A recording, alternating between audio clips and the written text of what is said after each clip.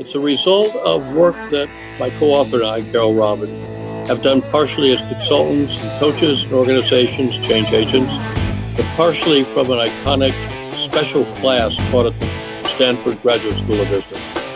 And it's a class the students call Touchy Feely. It's about building strong relationships. So we spent 4 years building this book, which in essence takes the material from the course and shows how it applies to organizations, to families, and to friends. With that, David Bradford, welcome to the podcast. To our listeners and viewers, so today we have with us an amazing guest. So very few time we have basically industry leaders or trainers or coach or mentors who are training one of the best leaders around the world on the very aspect of building exceptional relationship. So if you are here for understanding the tenets of what that exceptional relationship mean with context of work and leaders, this would be an interesting conversation. David, welcome to the podcast. Glad to be here. Looking forward to it. So, walk to us about your journey. Like, what brought you to this world of studying and reading about relationships?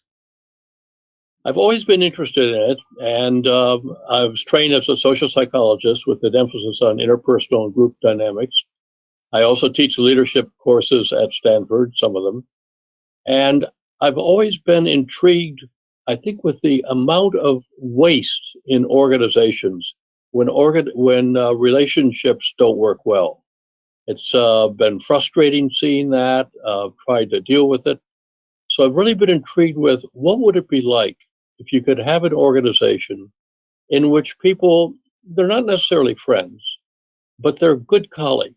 We can be honest with each other, we can be direct with each other. And that's really been my life's work as a consultant and as a teacher, and now as an author.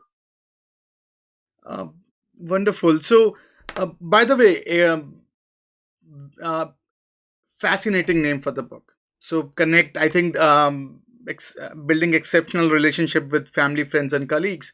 So it is pretty mouthful on. So if you were a statistician's hat, a lot of buzzwords that really seek some quantification of what that really means. So I'm curious to understand from you, what does exceptional relationship really mean from your vantage point? Good. First of all, let me say that relationships are on a continuum. Some are superficial, casual. Uh, we become better, stronger, and so on. So, what we want to look at is really at the high end of that continuum. So we see 6 dimensions as we've studied it. One is, can I really be myself versus having to present an image or spin some sort of picture that's different than how I am? Can I build conditions where you can be yourself and I can get to know you as you are? Can we know that the information we share as we know each other isn't going to be used against us? So we can build trust. Fourth is, can we be honest with each other?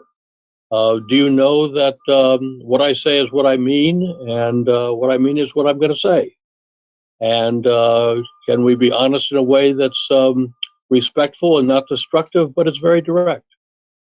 Can we handle conflict? Conflict is inevitable in any relationship. And not only resolve it, but resolve it in a way that further builds the relationship. We think that's possible. And finally, are we committed to each other's growth and development? Now, that's a high standard. And we say that if you have 4 or 5 relationships like that, you're lucky. But those dimensions apply to robust relationships, strong relationships, good collegial relationships, leader-employee relationships, not to that high a degree, but to a significant degree. And we have a sense of how you can build that. So very interesting. And I think when you were talking about these dimensions, I was thinking about, is there anything like maturity in a relationship? So like, can you because you have laid out a pretty fascinating six aspects of my interaction with either myself or my surrounding, and how I'm doing with that. I'm curious from your vantage point, is there any maturity model that you could build around so-called my ability to make relationships? In terms of maturity, are you asking? What Yes. sort of maturity? Um, well, it would be nice if all of us were highly mature, developed people. But I don't know about you, but I know that I've got my flaws. I think one of the powerful things about a relationship where there's trust is I don't have to be perfect. If I can hear your response, that's a way in which I can correct myself. So Carol Robin, my co-author, and we have a very strong, I think, an exceptional relationship. And when I make mistakes, Carol says, "Now wait a minute, David. I don't think you really want to do that," or "I'm annoyed that you did that." So, in a certain sense, it's both a corrective mechanism, but it's a learning mechanism because hopefully I don't make that mistake a second time. But if I have to walk around trying to be perfect, I can't be myself because I'm not perfect. And the trouble is, most relationships, we can't be honest with each other. So we can't help the other person from shooting themselves in the foot. So I'm curious, if I'm an individual and I consider myself an exceptional relationship guy, so or gal. So is there any litmus test? Is there any sort of a gauge that you can say, Vishal, if like if you can blah blah and blah, then you are getting there. You are not. You like. I'm curious. Yeah, I think I want to go back to the six dimensions. I think if you say, ooh, so if I say, gee, I've got to be careful what I say to Vishal. If I say to myself, no, I really can't say that to him. Oh, we've got this issue, but I don't want to deal with it. Or if I say, yeah, I see him hurting himself, but well, I don't really give a damn. Uh, those are sort of signs that this relationship needs some work.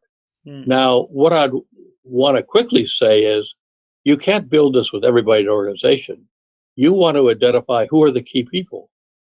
But Visho, if you were my boss, if you were an important colleague of mine, and I was feeling those things that I had to hold back, and I couldn't be honest with you, that's a sign that I need to do some work on our relationship to make it not necessarily exceptional, but one where we can be easy with each other. And I think when we find ourselves not easy with the other, then I start to worry. So, so relationship has basically, I don't know if so there are two sort of sides. So one is it's going good, it's going bad, right? So or I don't know if there's a neutral there, but it just huddle between the two, right? So And when it's it all the places between. so if it's not going well, it's probably going in a conflict, right? So that's one of the primal sort of a struggle with any relationship. So if it's and you rightly said, if I don't agree with something, or if I'm not if I'm worried about saying something you that I may tip you off, then it's not going well and it may lead to conflict. So help us understand the anatomy of conflict from the vantage point of relationship. The context that's important. Well, the organizational context is very crucial. Sort of, what are the norms of this organization? Is it one where everybody has to be careful? It's sort of a highly competitive, quasi-vicious place. Even in those sort of organizations, and I've consulted in those and dealt with those, it's still possible to build these relationships, even though it won't change the culture, unless you're the CEO or the head of a division. But if we were working in that sort of situation and our work was highly interdependent, I'd want to go to you and I'd want to say, "Hey, Vishal, this is sort of a difficult place to work, but damn it, we need each other. can we start to deal with each other in a different way than most people deal with each other? And I'm not going to be naive and say that to everybody. I'm going to say, I'm going to point out it's in your best interest as well as mine because we need each other. And hopefully you'll say, yeah, but I'm worried. And I'll say, well, I'm worried too, but let's talk about it. So what I'm going to want to do is pick out those relationships that are really important in getting my job done and being successful and put in the time and effort and take the risk because it's a risk if I go to you because we're working at a place that's pretty vicious and I trust you. So I'm going to test it out. And as you act more trustworthy, I'm going to act even more trustworthy. And hopefully in the middle of this pretty bad place, we've got a pretty good supportive relationship. And by the way, that's going to help me survive because I know if I'm in trouble, I can go to you. And I know that you're going to defend me. And boy, I need those sort of relationships. And so you are teaching a course which is highly sought out, very much in demand, and one of the most popular elective program in an MBA program all around. So and Stanford is definitely getting in some of the cream when it comes to the talent or the leaders that are coming. So when you as a spectator or as a coach or as a mentor run these courses and you look at all these leaders going through the course, I'm curious, what are some of the observations that you had about some of the very common fixable issues that these high performing leaders are going through when it comes to going through the course. I'm curious if you have Yeah, those. it's an exciting course. It's students work in groups of 12 where they look at their relationships. The students call it touchy-feely, but that's not the official name of the course. But it's pretty descriptive. I think there are about 3 or 4 things that I see. One is our students often walk around with a belief that if I'm to be leader-like, powerful, sexy, interesting, I've got to be something other than I am. Hmm. And in the 10 weeks of the course, they take the risk of showing more of themselves. And they find that their peers say, you know what, Vishal, when we were in finance together, I really thought you were sort of a jerk. But now that I really get to know you, I really like you. I'd want to follow you. So one thing is this notion that I've got to present an image. The second sort of thing that I see is people see vulnerability as a weakness. And I see it as a strength because taking the risk of letting you know more about myself. Now, I'm not going to share everything because we're in the process of building a relationship, but students take the risk of sharing more and more. It's a sign of strength because I'm saying, I'll let you know me. Yeah, you may say something that hurts, but I'm not going to dissolve in a puddle. And also I think that who I am is worth sharing. I think the third thing is people think they have to sugarcoat what they say. Hmm. And I think there's ways we raise issues that's very destructive. In the book, we talk about how you can share that where you stick with your reality, that which is really my response to your behavior, that isn't destructive, but it's more honest. So, in fact, one of the phrases we use is we believe, Carol and I, you can say almost anything to anybody if you stick with your reality. And then we quickly add, if we had 2 glasses of wine, we drop the almost, because we think you can say anything to anybody. But we're academics, so we cover ourselves. If you stick with your reality. And what I mean by that is, and this is what students learn, their reality, which is, here's how I feel when you act a certain way. I don't have to make assumptions about your character, your motives. All I know is I feel closer to you, Vishal, when you say this. I feel more distant. I feel more trusting. I feel less trusting when you do X. And that's my reality. And since I'm assuming most people don't purposely want to be nasty, if you find you're having a negative impact, I think you're going to listen, and then we can sit down and talk about it. So I think those are the three things. Can I be myself? Am I willing to share myself and even be vulnerable? And can I learn to be honest? Oh, let me add a fourth.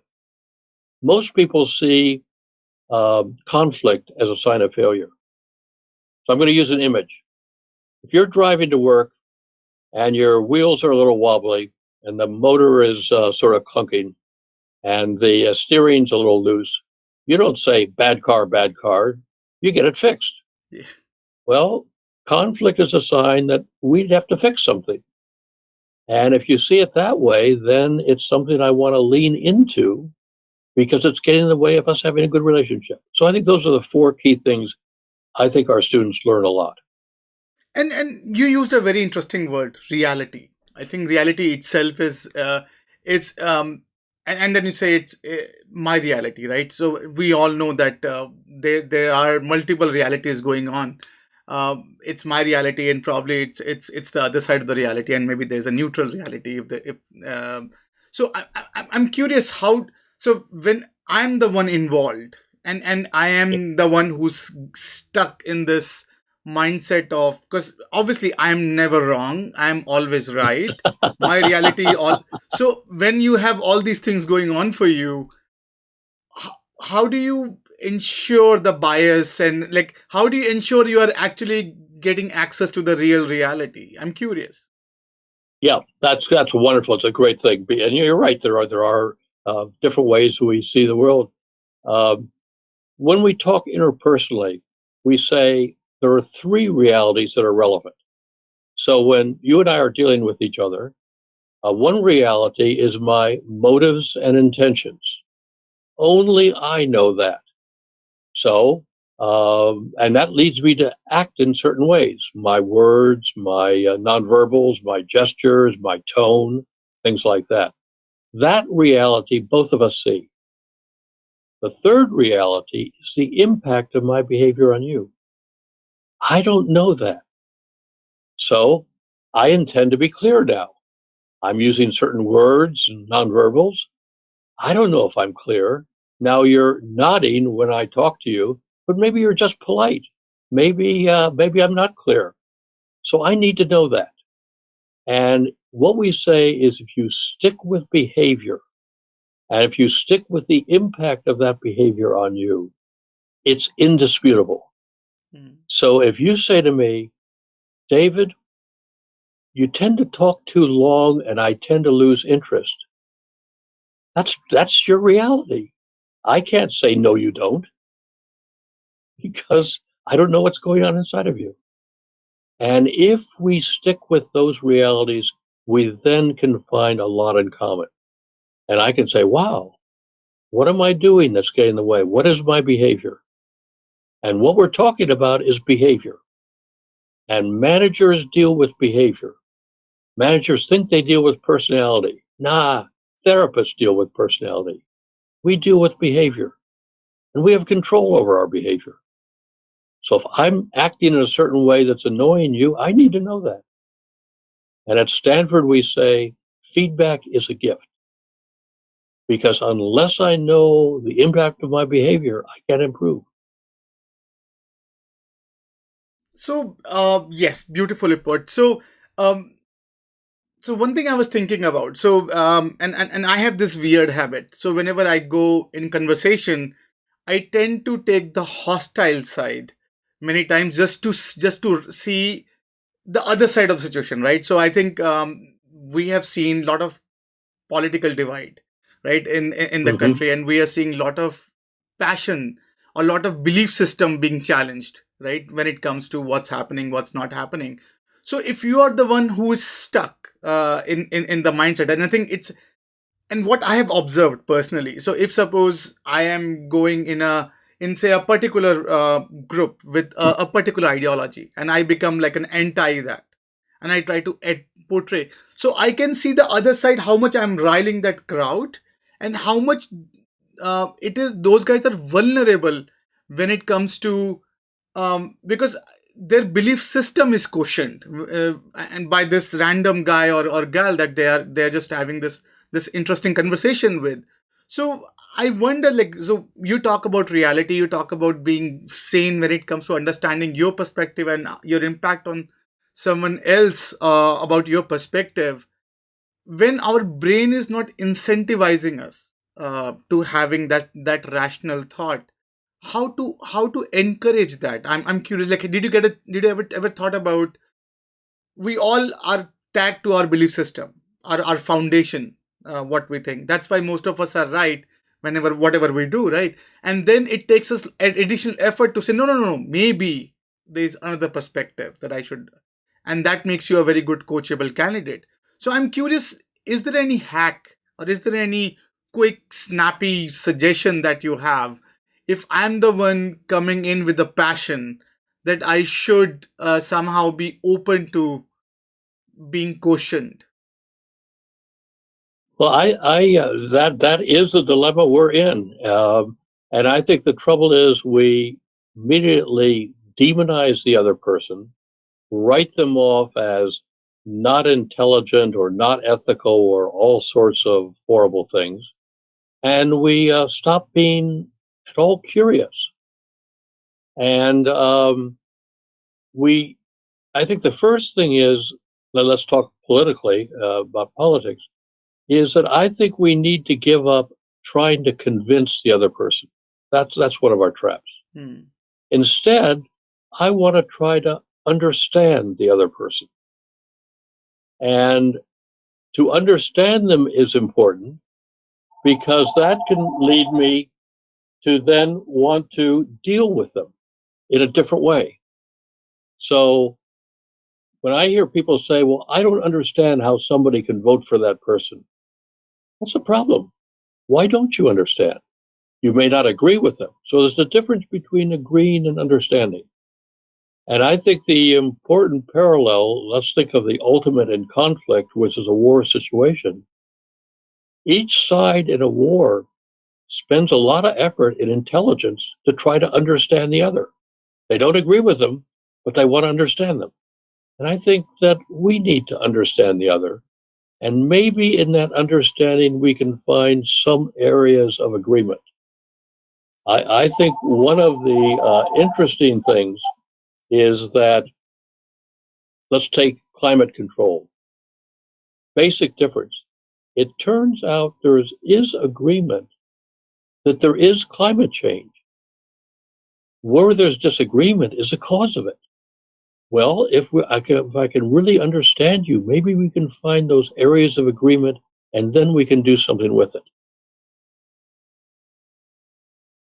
I think that's fair. So if you're a leader today, right, and how you can build up that bone, and I think you raise a very interesting point, that we should stop convincing, like we should give up convincing others, and we should try to understand ourselves. And I think that I totally agree with you, that the answer is, at least you can fix yourself, and then that's the first and foremost.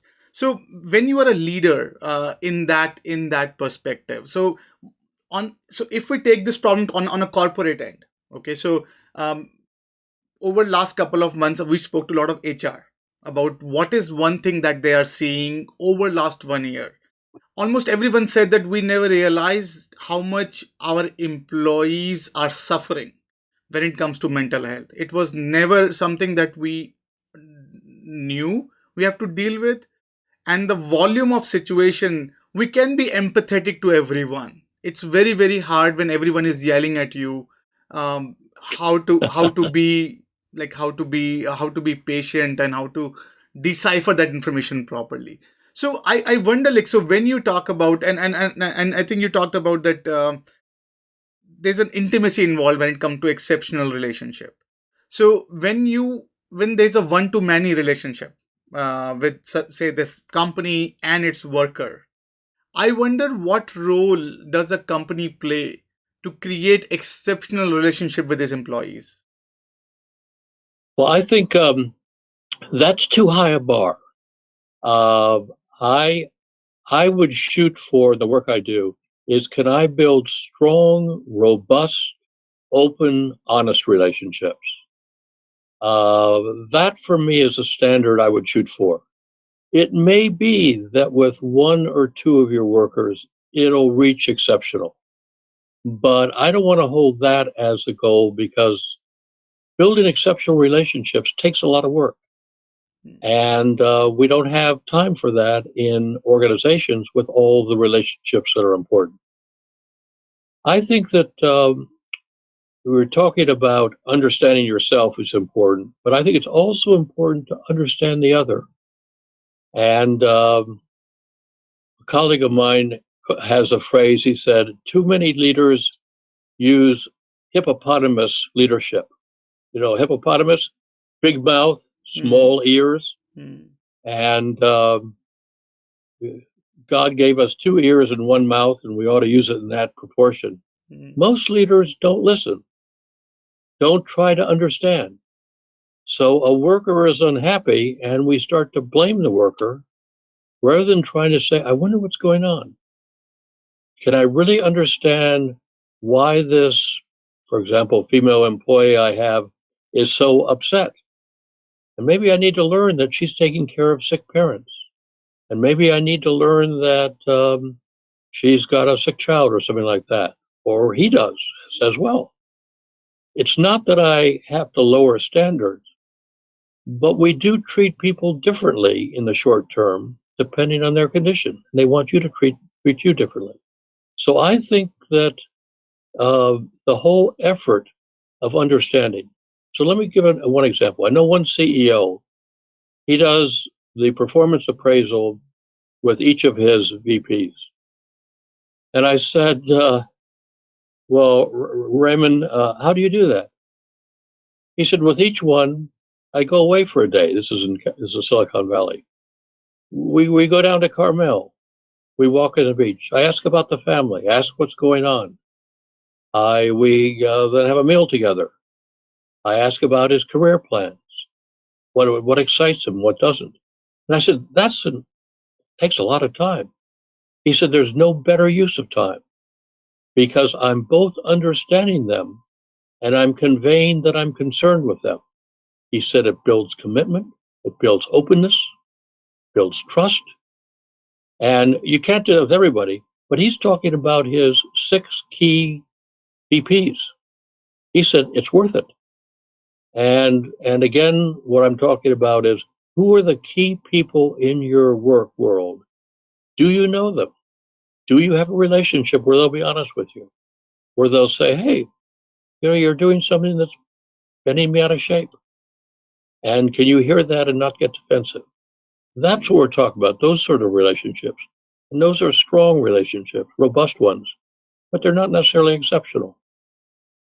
And what role does bias play in building these relationships? I'm like, so is it a support system? Is it a hinderer, or how to handle biases when it comes to building exceptional or at least relationship that's reasonable relationships? Well, biases come in terms of ethnicity, race, class, gender, and so on. Hopefully, we do work on knowing ourselves, and too few of us do that enough. But also, can I build relationships where that can get talked about? So let me share actually a conversation I had yesterday with a executive who's African American. And Bernard was saying, it's really frustrating when I deal with whites. He said, they're so careful. They're so worried about what they're doing. It's so exhausting. What am I going to do? And I said, well, it turns out you already have the answer in your question.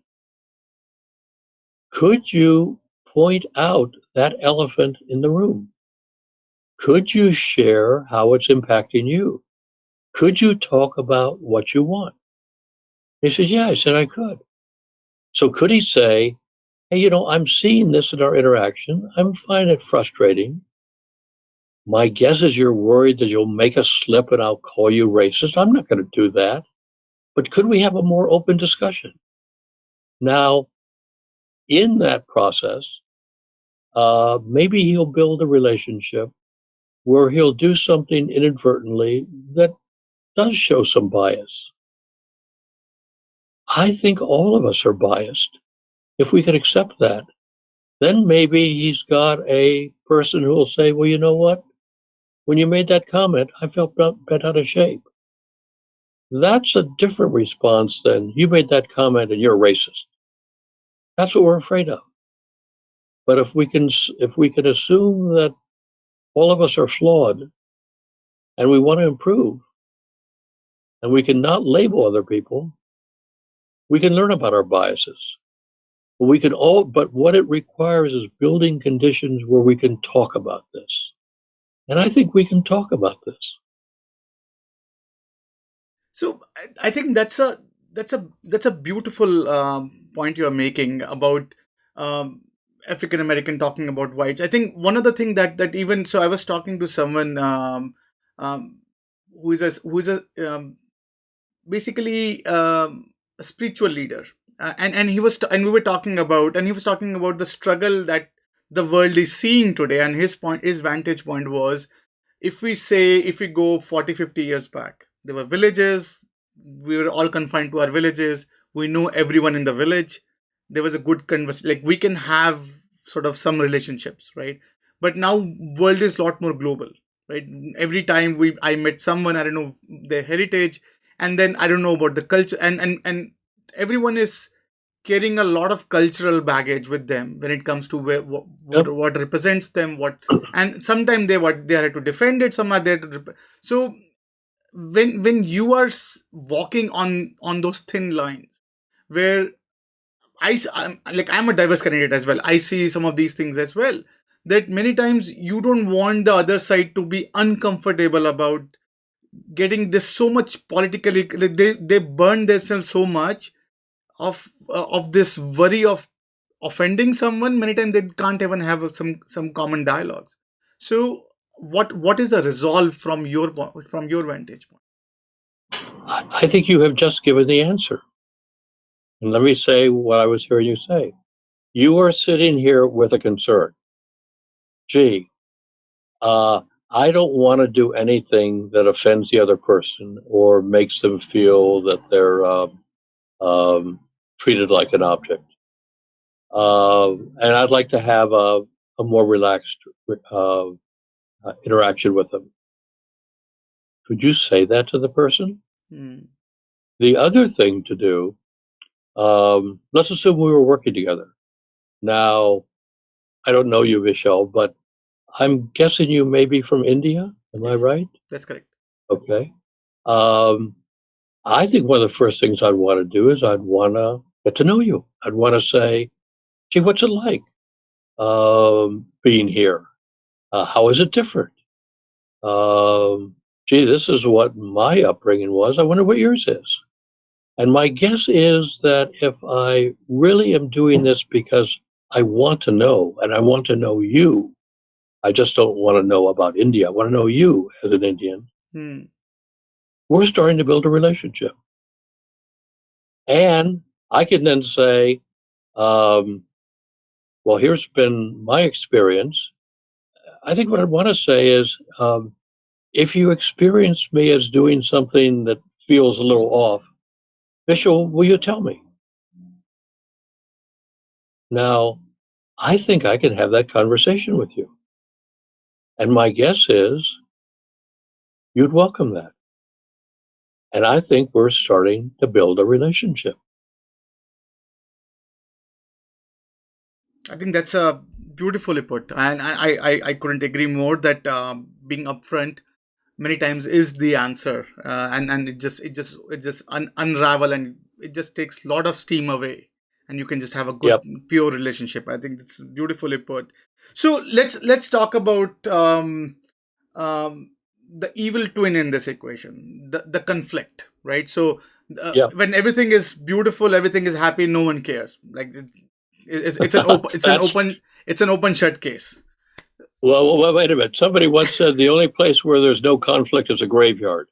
So Let's talk So, about reality. so, uh, so when we talk about conflict, right? So I'm curious, like, what is a from your vantage point, what is a conflict? A conflict can be we can disagree on tasks. That's often an easier sort of disagreement to have. What's harder is when we disagree on behavior. Where let's assume you're my boss and you're treating me in a certain way, and I'm bothered about it, or you're treating another employee and I'm concerned about it. Or I may not be personally affected, but I see something that is bothering me. The difficulty there is we start to make up stories about the sort of person you are. And when we make up stories, we move into the world of fantasy because I don't know how you are. And it's back to the three realities I talked about. So let's say that you're my boss. You've given me assignment. Then you've changed the assignment at the last minute. And then you start to become unhappy because I'm a day late. Okay, I've got some feelings about this. Now, rather than labeling you as a irresponsible, unorganized, what other labels should we put on? It's easy to put on. Could I go to you and I could say, hey, Vishal, something's getting in the way of our working together and it's getting in the way of my productivity and it's probably frustrating to you. Can we talk about it? And my guess is you're going to say yes. Most bosses would. And then what I'm going to do is I'm going to talk about the behaviors. You gave me this assignment, and then I was most of the way through it, and you changed it. And you're immediately going to say, well, yeah, I got new pressure from my boss. And then I'm going to say, then it took me extra time. And my sense was you were annoyed at me that I was late. And I said, then I would say, I understand you're under pressure from your boss, but this makes it really hard for me. Is there a way we can work this out in the future so that you don't get annoyed, you get what you want, and I don't feel that I've wasted my time? So here's a conflict that would have been easy for me to put all sorts of labels on you, would have distanced us, would have made me annoyed at you and you annoyed at me, when we can just talk about it if we focus on the facts of the behavior and the impact on me. To say I felt frustrated. I felt frustrated because I think I wasted time, and time is so scarce. Um, and I want to do it. I want us to be better. So you always want to hold out the desired future. The car ain't running well, but I want a well-running car. So I'm going to do some work on it. So you talked about reality, right? So one thing that I was thinking about when it comes to conflict is, so if we imagine, say again, 60, 70, 80 years back, we all in our respective villages, um, there was a, at least in India, or at least anywhere in Asia, I've heard of this thing a lot. There's an idea of village elders, right? So there is sort of a wise man, or a community of wise individuals. They become like an independent arbiter when it comes to understanding the reality, right? So is it your reality and the other person's reality, and then which reality is more vulnerable, or looks more, which one can sort of compromise, or when it comes to sort of understanding. Many of these relationships are as good as the first major conflicts they see many times. So when you are observing, or when you are the one on the driving seat of those conversation, how important do you think is the role of, say, independent arbiter, or like the third reality, or however you look at it? I'm curious to know your point of view. Well, you see, what I think it is I'm going to try to cut this a little differently. I think it's what is it that I want to know? And what we often don't get at is what is the personal impact of a behavior on you? How do you feel? See, emotions are crucial in relationships because emotions tell a lot about me. Am I a little bothered, annoyed, upset, angry, pissed as hell? Uh, d- Different degrees of emotions say different things about David. Also, emotions it tells what's important about you.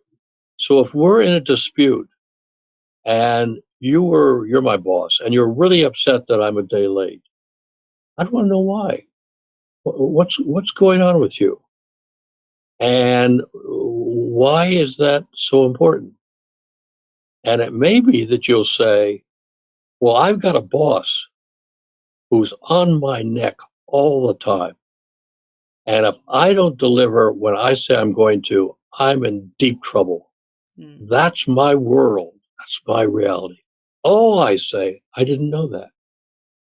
Now that I know that, now that I know that it's really important to you, we can now do something about it. Gee, boss, I don't want to get you in trouble, but I don't want to get in trouble myself. What can we do?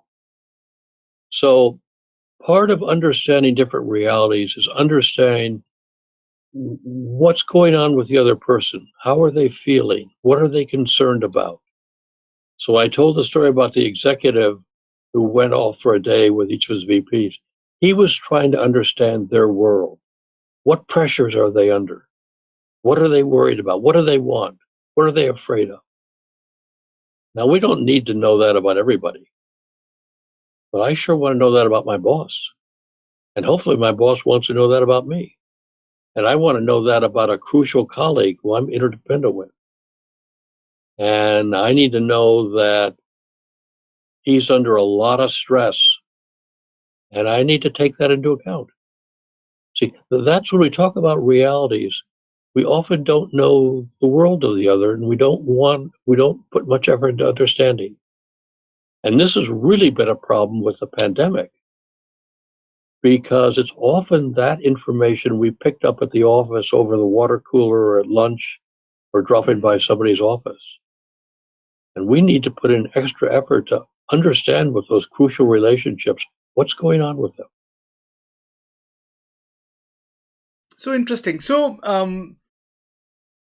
when you deal with students who are again exceptional leaders, Well, understanding they think that they want to be. they want to They be, aren't there yet. so want to be exceptional leaders, and they are trying to understand the aspect of relationships. So when you are looking at them, so would you expect at least this class students to be on the driving seat when it comes to handling their relationship, or do you expect them to it's okay to get help? Well, I think more and more people are getting help. Having a coach is not a sign of failure. There's many leaders who say, look, this job is so complex. I need whatever help I can get. So I think they're more willing to ask for help than maybe the previous generation was. And I think that's a good sign because our world is increasingly complex. And you were talking about it being multicultural and so on. I need all sorts of help to handle this complex world. And maybe I can get help sometimes from a coach, but maybe I can get it from the relationships I have. And still, if we consider last year, things have transformed. Even I'm hoping with your students as well that they are more online than actually having this water cooler conversation, and very personalized, and we are very social individuals. So we seeing you personally would create a lot more chemical impact than seeing you on a Zoom call. So when you are, how has that impacted your ability to either observe these individuals in their habitat um, gain, like, learning this exceptional relationship traits. I'm curious, like, what are some of the things you picked by seeing that these students go virtual and still trying to uh, go through the course? Yeah, I'm actually no longer teaching the course, but we do teach it, and we teach it virtually. We have to do it with a smaller size group. Part of it is, I think all of us are. We talk about Zoom exhaustion, and part of it is we have to work so much harder on Zoom to pick up the nonverbal cues, to pick up the tone. It's exhausting, and and our tendency then is to get a little bit lazy. And the trouble is, we do need to put in that extra effort, but we also may need to do some different things. So let me tell you a story. It's happening in Silicon Valley. Um, I have a colleague who said, "Well, gee, the good thing about Zoom is I cut to the chase." And I thought to myself, "Yeah, but what do you cut out?" And I think what you cut out is crucial, which is the human aspect. So I know Silicon Valley CEOs where they have their staff meeting, all of it's by Zoom, and they start the staff meeting with each person having 90 seconds to answer this question multiple times. If you really knew me today, I would answer that. If you knew me today, after this talk, I'm going to the gym, which is opening up for the first time, and I'm excited about it. If you knew me today, I just got an email from my son who is just taking on a new project at Microsoft. I'm really excited. If you really knew me today, you'd know that I'm really happy because the book is selling well and it's being translated into other uh, languages. Well, that took about 45 seconds. But Vishal, you knew David a little better because of that. Mm. And what the executive does is he has everybody, including himself, spend 90 seconds. So it's 10 minutes of their meeting time. And he's found that it's brought back the personal connections that they had when they could be face to face. So I think we need to take extra effort. We need to work extra hard when we are this way. We also need to know we don't send difficult issues through email. We use the phone or we use Zoom, or now hopefully it'll do it face to face, because we need all of the senses we can. And Zoom has made that difficult, and the pandemic has made it difficult. That's interesting. So I'm curious, if we talk about, say, culture of an organization. I'm curious, have you ever given it a thought that if a culture, so as per governments, companies can be human, right? So companies are human, and from the legal point of view. So I'm curious that did you ever think about a company that is an exceptional relationship builder, or creator? Like, are these techniques scalable to the level where a company could transform its relationship with anyone it touches? I'm curious. Yeah, we've actually been doing some exciting work with some companies. Um, so, as I said, one of the valuable things about a strong, robust, exceptional relationship is that I learn about myself because you'll tell me things that I do well, that annoy you, that may be dysfunctional for me. And when you think about it, in organizations, people walk around with an incredible amount of knowledge about each other. You know what your colleagues are doing that's hurting them, that's shooting in the foot, that's limiting them. You have this information, and it's not shared. It's rarely shared. Or if it's shared in anger, and then it's hard to hear. So, what we've done is we've said we want to build what we call a feedback positive organization. And we go into an organization and we train people on how to give behavioral feedback. That is, it's on behavior, not on the other's motives. And 3 times a year, starting with a top team, they go off-site for a day. And they do their homework. I've done their homework. In the morning, they talk, what do we do well as a team and how could we improve? In the afternoon, they start with the leader and everybody has written down, here are 2 or 3 things you do well. Got to be behaviors. And here are 2 or 3 things where I think you limit yourself. And this is shared. Now, the leader has to be willing to hear this, and many leaders aren't, but those that aren't. And then the leader hears that, and that's seen as information. You can do with it what you want. And then it goes around the group, and then Joan wants to be the next person, and she hears that feedback from their peers. And then it cascades down the organization. So each VP does it with his or her team. And then the division manager does it with his or her team, all down the organization. Now, this may seem like an expensive use of time, and it is expensive use of time, because each person, except for the leader or the one furthest down, is doing in 2 groups. That's 2 days worth. But what they found was that turnover dropped dramatically, because this was an organization that now was committed to everybody's development. Problems got surfaced earlier. Work got done more efficiently.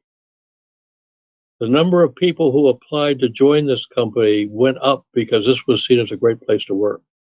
So this was a process that changed the culture of the organization. Now, we've tried this where it hasn't worked. And where it hasn't worked is where the leader gives lip service to it, but isn't really committed. But if they are committed, if you can have the notion that, yes, other people have information that would make me a better leader. See, in a certain sense, we do performance appraisals the wrong way. Who best knows how you lead? It's not your boss. It's your direct reports. And this isn't a performance appraisal. We separate that from performance appraisal. But this is a way in which we build greater openness, honesty, caring for each other, and it changes the culture of the organization. So I'm curious about one thing, and I'd love to have your opinion on this. So when I was reading about this course, right? So I was mesmerized with what you guys are trying to do, right? It is something we all need. It is something essential. The demand itself speaks of the need for something like this to exist. Did you ever think in your journey, can you scale it beyond the class? Because right now there are outlets, there are online outlets, there are a lot of other outlets that exist, that you could scale this ability. Because if you look at, say, the time that we're living in today, right? What you're saying is fundamentally one of the solution to what we are seeing today. When it comes to, there's too much passion going around, and there's a lot of basically tribalism going on, and where I'm very passionate about my causes, and your causes are not that good. And when you have all those things going around, did you ever thought about, like, can you scale these programs to the point where a lot more people could have access to something like this? Well, we're thinking of setting up, in fact, my co-author is actually setting up a training program for Silicon Valley entrepreneurs and CEOs and so on, and is getting tremendous interest in terms of many more applicants and spots. But what you're talking about, Vishal, is the dream we have for the book. We wrote the book because I got a call 5 years ago from an editor at Penguin Random House in London. And he said, just what you said. He said, not many people can go to Stanford. Why aren't you going to pass this on to the world? And our goal was, could we write a book that could have an impact? Now, easier said than done, because the power of the course is in the feedback students give each other. So we struggled for 4 years in how to do this. Yes, we could describe the concepts. We could describe behavioral feedback. We could describe being curious. We could describe all sorts of things. But what we did is we said to the reader in chapter 1, we said, read this actively, not passively. So when you read the case studies, put yourself into that person's role. Well, that helps a little bit. Hmm. Then in chapter 2, we said, identify 4 relationships you want to deepen. And then in chapter 3 through 17, we have a deepen your learning section where we say, here is the core concept. Now apply it. So chapter 3 is about letting yourself be known. So the assignment is pick one of those 4 relationships and share something that is relevant to the relationship that you haven't shared about yourself. Go and do it. So we want the reader to do that. And our dream is to change the world, to be honest. And we think that if people apply this material and set up their own learning settings, it'll happen. And we're hearing that's happening. That people are saying, I am applying it. It's changed my work relationship. I'm having dinner next week with a person who gave this book to his father. His father read it and it changed their relationship. And that's what we want. We want families to be stronger. We want friends to be stronger. We want organizations to be stronger. So we want the world to buy the book, if I can start to publicize it. And not only that, we want you to buy multiple copies. One copy for yourself and one for every relationship you want to develop. Fair point. So, on the book, who is the ideal reader you wrote this book for? Probably between the ages of 22 on. Maybe at some point, although given my age, I don't want to give up that one can't still learn. The book is written for somebody who wants to build a stronger relationship. And we think that's everybody. We think this book is it's for a manager who wants to build it with his or her direct reports, an employee who wants to build it with their colleagues or their boss. It's for the husband or wife who wants a stronger relationship, or friend. So I had a friend who was reading the book and he said, this is intriguing. What could we do about it? And I said, Tom, well, we could talk more personally, and we don't talk that personally. Let's change the relationship. So it's for anybody who is willing to take the risk of trying to build a better relationship. So one honest feedback. So I ordered this book for my wife, and she get offended. Just kidding. Well, now here's an interesting thing. That's a wonderful learning opportunity. Did you ask her why? And Yes, what did she say? She said, "Do you think I'm the problem?" So I said, "No. It's it." So I'll read it, and you'll read it. It's an interesting point of view. So it's, So, okay. So you got into inquiry, which is wonderful. And she said, so she made an attribution. You thought I'm the problem, and you corrected it, and hopefully said, I missed the last part. Did you say we want a better? I want a better relationship. Yeah. So I said it's. I love it. I want to. So I'm reading it, and maybe we can read it. Maybe you can read it too. So it'll help. Nothing is give you a point of view. So and I just slide it out. But yeah, it's just, it's it's a slippery slope. That's right.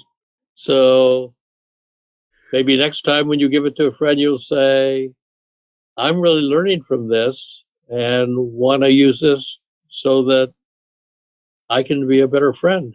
You may find this interesting, but you're really owning it, that it's what you want to do, not that they're the problem. That's a good. I agree. I agree. I think that's a Yeah. fair point.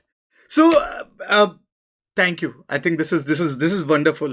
So now let's move to the next segment of the podcast. We call it rapid fire. And thank you for helping us decipher the world of relationship and conflicts. And I do appreciate whatever you're doing. So in the rapid fire, I usher something, and just tell me whatever comes to your mind. Okay, so we know how the rapid fire works, and if you want to emphasize more, feel free. But I think so. Okay. So Good. let's do that. Sounds like fun. So social media. I worry about it. I'm concerned about it. And I think what happens is it activates people's desire to present an image. And we use the example that on Facebook, I may show me and my family in front of the Eiffel Tower smiling, but I don't share that the trip was a disaster.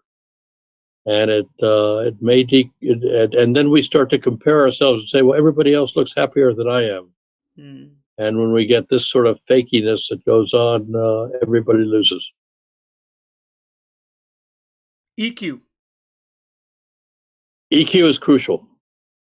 EQ is becoming even more important as work becomes interdependent, becomes more diffuse. It's less objective. We just don't turn out widgets. We have to work out problems. By the way, I think that the course that we teach at Stanford is the best way to learn EQ, because a crucial dimension of EQ is being in touch with your feelings and using them appropriately. And we think that the book will help with EQ. So fully in support of the centrality of EQ in this world. On that note, IQ. IQ, we overemphasize IQ. It's not the smartest person. It's the person who's able to build connections with others. So when I lecture executives and I say, you may be smarter than any one member of your team, but are you smarter than all of them collectively? And if you are, you're either kidding yourself or you've hired the wrong people. IQ is not to show how smart I am. And this is where we go back to EQ. EQ is building relationships where everybody's knowledge can be brought out. Growth. What? Growth. Growth? I think growth is central to life. I have a wonderful image that I hold. Years ago, I went to a show at the Boston Museum of Art of Renoir's paintings. And apparently Renoir lived to his 80s. And the last words as he was dying was, that's the way to do it. And I've loved that, because he now had a new growth idea of how he wanted to paint. And you knew if he lived 2 more years, he would have ended his life that way again. So I want to end my life always learning, always growing. And if I come back again, one of the best ways to grow is to have a relationship which says, hey, David, you're limiting yourself. Why are you doing that? I may not want to hear that immediately, but that's impetus to growth. Fair point. Culture. Culture is everywhere. Culture is multitude. Organizations are a culture. You're bringing your culture from India. You're trying to integrate that with the culture in this country and in the sort of work you do. Culture is the water around us that we often don't notice, as the fish doesn't know water. But culture is something that influences us. It doesn't determine us. Mm-hmm. If we're aware of cultural impact, then we can have more control over how it impacts us. Mental health. I wish we all had more of it. I think that's a problem today. I think the good news is we're starting to recognize this as not a stigma, but like if I get the flu, I'm not a bad person because I have the flu. It's a condition I have, and can I get some help? And I think that the ability to ask for help is important. I've been in therapy. Therapy has been one of the best educational things that I have learned. So that we're concerned about mental health, I think, is a positive sign in our culture. Conflict. Conflict? I think we talked a little bit about that. Conflict is inevitable. Conflict is a sign we need to work. Conflict is not a sign that you're bad or I'm bad or the relationship is bad. It's a wake-up call. And the worst thing we can do is to sweep it under the rug, because then it grows and molds and festers and becomes even worse. Leadership. Leadership is an act of behaviors. It's not necessarily a position. And I've actually written a book which talks about shared leadership.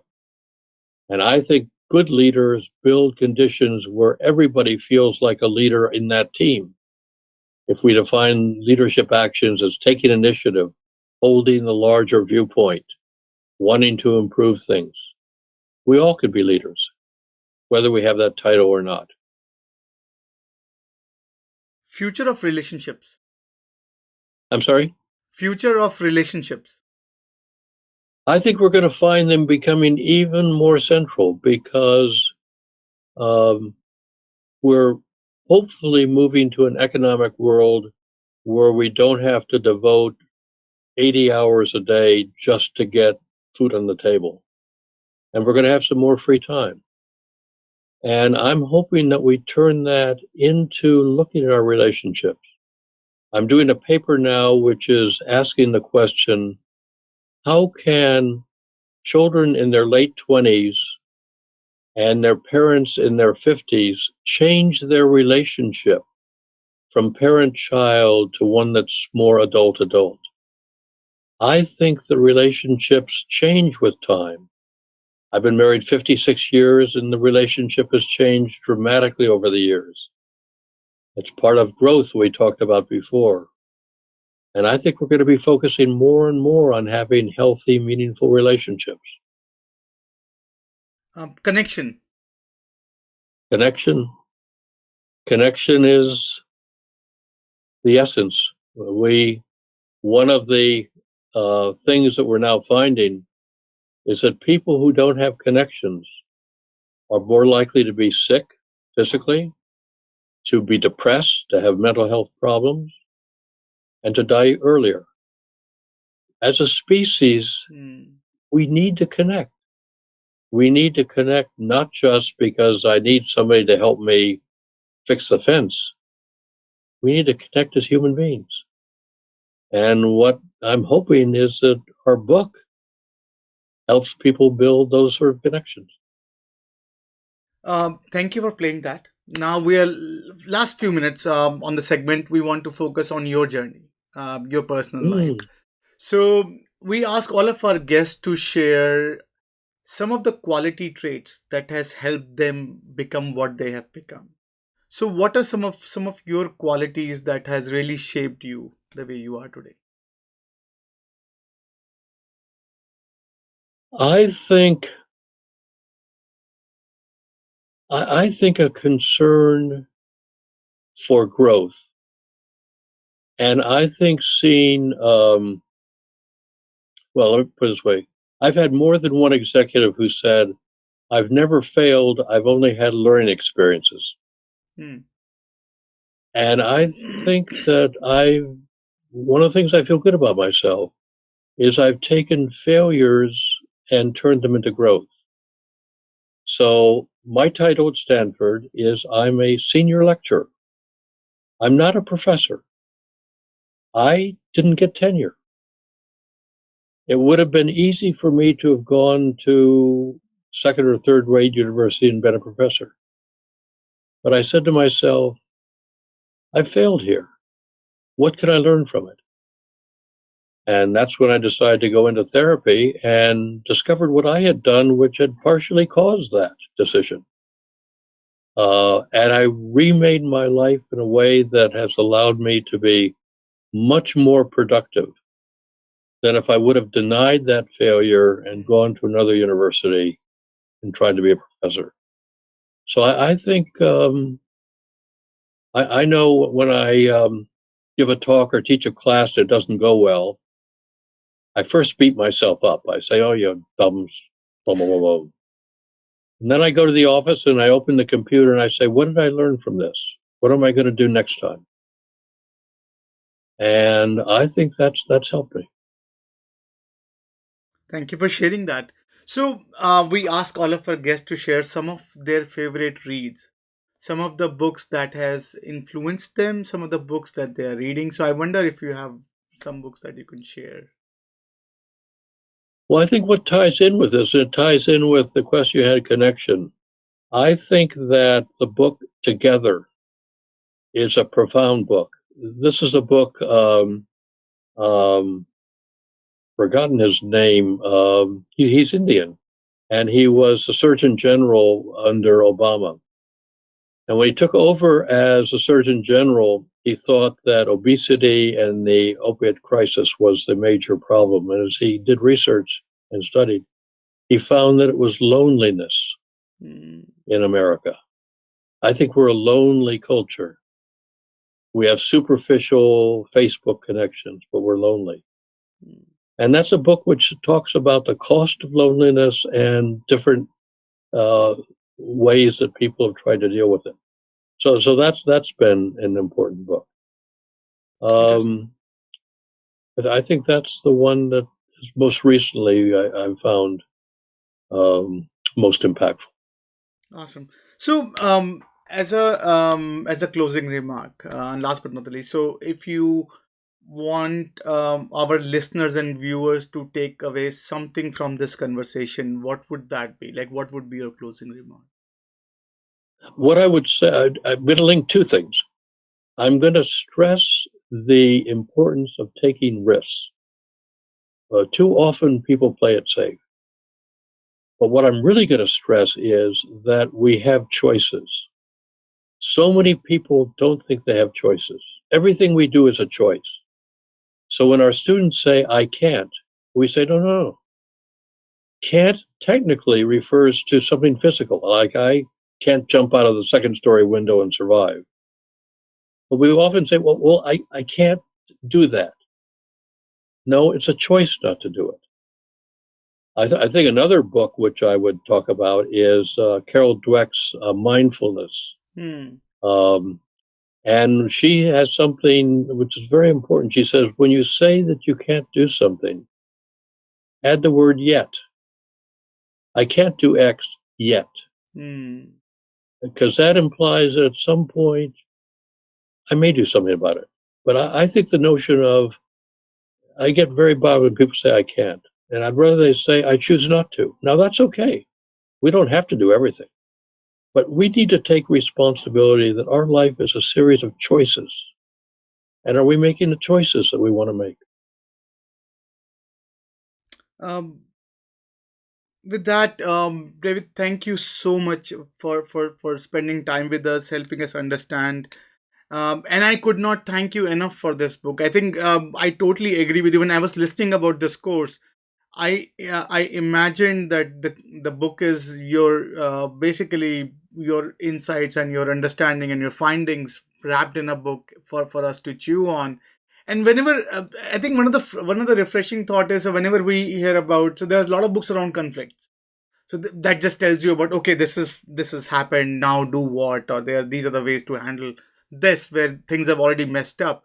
But I think there are very few books which it basically questions the very aspect or the fundamental aspect of creating those, whether it's a conflict situation or whether it's a beautiful relationship situation. And thank you for deciphering it for us, and I do appreciate any and every effort you and Carol are doing to spread this idea of creating exceptional relationship, which is such a core fundamental need for today's time. And I do thank you for every effort that you're doing there.